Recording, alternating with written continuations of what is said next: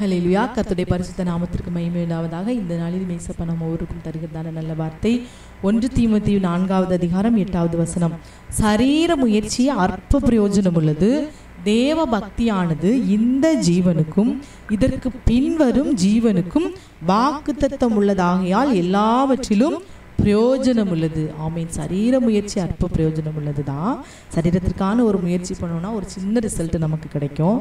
ஆனால் தேவ பக்தியானது, தேவ பக்திக்கு ஏதுவாய் முயற்சி பண்ணுவது இந்த ஜீவனுக்கும் இம்மைக்கான ஜீவனுக்கும் அடுத்து இதற்கு பின்வரும் மறுமை அந்த ஜீவன் மறுமைக்கும் வாக்குத்தத்தம் உள்ளதாகையால் எல்லாவற்றிலும் பிரயோஜனம் உள்ளது. ஆமீன். தேவ பக்தியானது இம்மைக்கும் மறுமைக்கும் பிரயோஜனம் உள்ளதாய் இருக்கிறது. ஆமேன். ஹல்லேலூயா.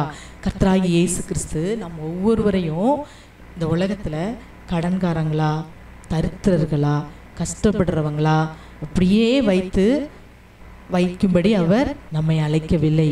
இப்படிதான் வாழன் என்று நினைக்கிற தேவன் நம்முடைய தேவன் அல்ல. அவர் மாறாக என்ன நினைக்கிறாரு, இந்த பூமியில நம்மை செழிப்பாக வாழ வைத்து சந்தோஷப்படுத்துகிற தேவன் தான் நம்முடைய கர்த்தராகிய இயேசு கிறிஸ்து.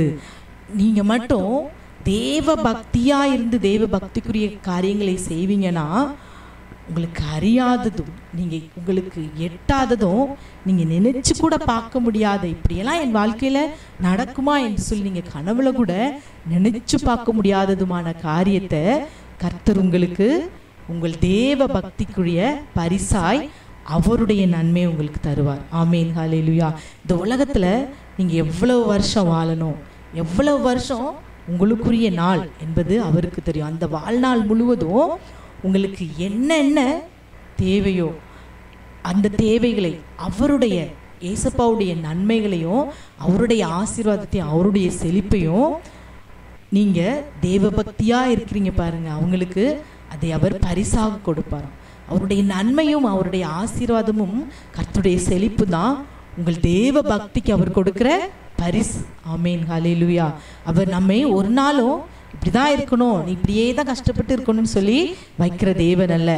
நீங்க மட்டும் தேவ பக்திக்கு ஏதுவான காரியங்களை செய்து அதுல நீங்க உறுதியா இருப்பீங்களா, பக்தி உள்ள பிள்ளைகளாய் தேவ பக்தி உள்ள சந்ததியாய் நீங்க இருப்பீங்கன்னா நீங்க நினைச்சு கூட பார்க்க முடியாத அளவுல கர்த்தர் உங்களை என்ன செய்வார், உயர்த்துவார். அவர் என்ன உங்களுக்கு தரணுமோ அந்த நன்மையை இந்த இம்மையிலே தருவார். கர்த்தர் பரலோகத்திற்கு மாத்திரம் நம்மளை கூட்டிட்டு போய் அங்க மாத்திரம் தான் உங்களுக்கு எல்லாவற்றையும் தருவேன் என்று சொல்லுகிற தேவன் அல்ல. அவர் இம்மைக்கான காரியத்தையும் தருவார், மறுமையிலே நித்திய ஜீவனையும் தருவார். இம்மையிலே இந்த உலக வாழ்க்கையிலே உங்களுக்கு என்ன தேவையோ அதை அதிகமாய் கொடுப்பார், மறுமையிலே நித்திய ஜீவனையும் கொடுப்பார். தேவ பக்தி உள்ள பிள்ளைகளுக்கு இம்மையிலே அதிகமானதை கொடுப்பாராம். என்ன இந்த இம்மைக்குரிய வாழ்க்கைக்கு உங்களுக்கு தேவையோ அதெல்லாம் கொடுப்பார். யாருக்கு? தேவ பக்தி உள்ள பிள்ளைகளுக்கு. தேவ பக்தி உள்ள பிள்ளைகளுக்கு ஏசப்பா கொடுக்கிற பரிசு அதுதான். அதை தான் பார்க்கிறோம். தேவ பக்தியானது பிரயோஜனம் உள்ளது இந்த ஜீவனுக்கும் இதற்கு பின்வரக்கூடிய பரலோகத்தில் நாம் வாழக்கூடிய அந்த நித்திய ஜீவனுக்கும் அது என்னதான், வாக்குத்தத்தம் உள்ளதாகையால் பிரயோஜனம் உள்ளது. இன்றைக்கு தேவ பக்தியா இருக்கிற எந்த நபருமே அப்படியே இருந்துறதல்ல. இவங்க பக்தியா இருந்தாங்க அப்படி நாசமா போயிட்டாங்கன்னு பக்தி உள்ள பிள்ளைகள் யாரையும் அப்படி சொல்லக்கூடிய சூழ்நிலையில கர்த்தர் விட்டதே இல்லை. தேவ பக்தி உள்ள பிள்ளைகளுக்கு அவருடைய இந்த உலகத்துல நீங்க எவ்வளவு நாள் வாழ போறீங்களோ அந்த வாழ்க்கைக்கு தேவையான எல்லா ஆசீர்வாதங்களையும் எல்லா நன்மைகளையும் அவருடைய நன்மைகளை உங்களுக்கு கொடுப்பார். அதுதான் அவருடைய பரிசா. தேவ பக்திக்கு கர்த்தர் கொடுக்கிற பரிசாகவே. தேவ பக்தியா இருக்கீங்களா? உங்களுக்கு இப்போ வேணா ஒருவேளை பாடுகள் போராட்டங்களா இருக்கலாம், ஆனால் உங்கள் வாழ்க்கை இப்படியே முடிந்து போறதில்ல. பக்தி உள்ள பிள்ளைகளை கர்த்தர் தமக்காக தெரிந்து கொள்கிறார், பக்தி உள்ள பிள்ளைகளை ஆசீர்வதிக்கிறார். பக்தி உள்ள சந்ததிகளை பெரும்படிதான் இந்த உலகத்துல மனுஷனை படைத்தார். மனுஷனை ஏன் ஒருவனாய் படைத்தார்? பக்தி உள்ள சந்ததியை பெரும்படிதான் என்று பார்க்கிறோம். அப்ப நாம் தெய்வ பக்திக்குரிய காரியங்களை நீங்க செய்வது ஒரு நாளும் வீண் போகவே போகாது. உனக்கு கொஞ்சம் பலன் இருந்தும் நீ என்னை மறுதலியாததுனால நான் உன்னை என்ன செய்வேன், பெரிய அளவில் ஆசீர்வதிப்பேன் என்று சொல்கிறார்.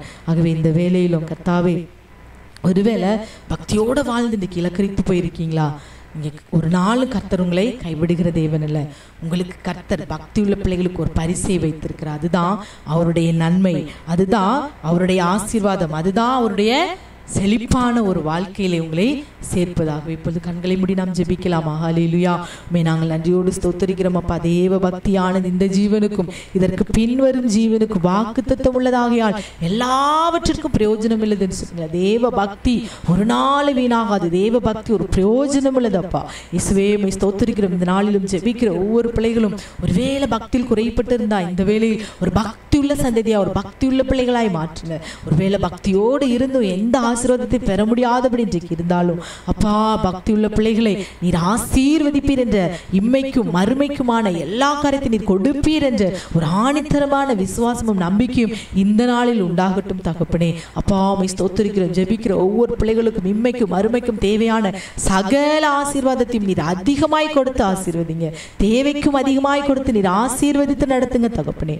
முற்றிலும் எங்களுடைய கரத்தில் ஒப்பு கொடுக்கிறோம். ஒவ்வொரு பிள்ளைகளும் கரத்தில் தருகிறோம் அப்பா. உம்மை ஸ்தோத்திரிக்கிறோம், ஸ்தோத்திரிக்கிறோம். சகல துதி கன மகிமை உம் ஒருவருக்கே செலுத்துகிறோம். கர்த்தராகிய இயேசு கிறிஸ்துவின் நாமத்தில் ஜெபிக்கிறோம் எங்கள் நல்ல பிதாவே. ஆமேன், ஆமேன்.